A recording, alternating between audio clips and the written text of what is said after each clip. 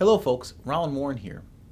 One of the most common complaints pro-choice activists make about pregnancy centers is that they're deceptive. Of course, this accusation is false. And, they rely on false assumptions that women are easily duped. They of course aren't. And that's why hundreds of thousands of women each year visit CareNet affiliated pregnancy centers. They receive compassion, hope, and help. But now, thanks to a new breed of abortion clinics, these accusations are not only false, but they're becoming very ironic. For example, there's a new abortion clinic in Washington, D.C. that's using the very tactic pro-choicers claim to hate so much about pregnancy centers. It's an abortion clinic disguising itself as a day spa. You heard it right, as a day spa. With its natural wood floors and plush upholstery, Carafem, located in Chevy Chase, Maryland, aims to feel more like a spa than a medical clinic. At Carafem, staff members greet clients with hot teas and comfortable robes and a matter-of-fact attitude. Melissa Grant, Vice President of Health Services for the clinic, was quoted in the Washington Post saying, "It's important for us to try to present an upgraded, almost spa-like feel." She also told the Huffington Post that they hope to demedicalize the procedure as much as possible. Now, how do you demedical something that is medical? Well, using Carafem's playbook, you start by giving medically inaccurate information about abortion on your website. This is what Carafem's website says about bleeding and cramping after the procedure that they try to couch in spa-like language. And I quote, "Bleeding and cramping is normal, as this is your body passing the pregnancy." How does a body pass a pregnancy? In an abortion, the body passes an embryo or a fetus, depending on the stage of the pregnancy. In the case of a drug-induced early-term abortion, it's an embryo being passed. Why would they not use the medically accurate word? Then they talk about how the first abortion pill they administer works.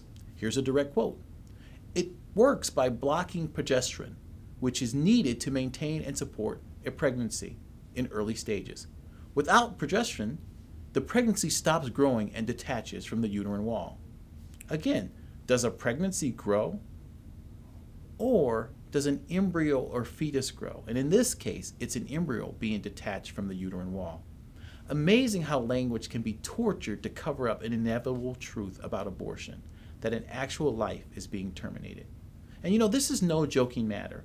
This is a critical point because one of the biggest untrue accusations that NARAL and Planned Parenthood make about pregnancy centers is that they present women with medically inaccurate information.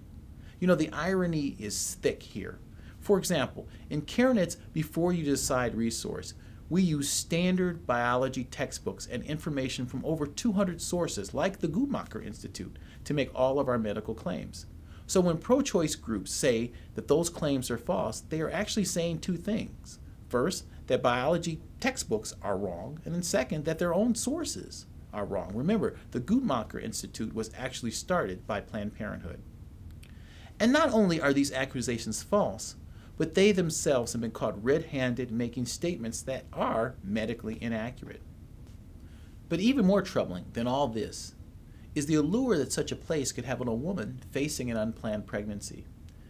Carafem advertising tries to deceive women into the idea that abortion is not a big deal.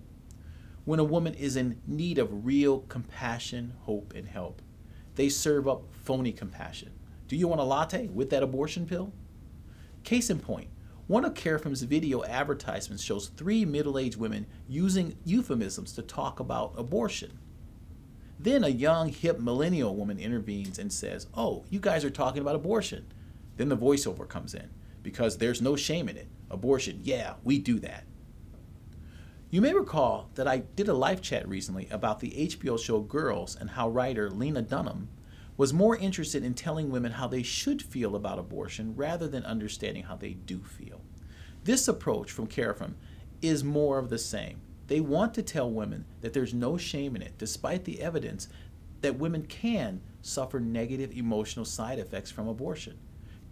Carafem wants to deceive women out of their true feelings, make them feel as though they're in a spa, and give them a pill that they claim makes a pregnancy, not a human embryo, stop growing.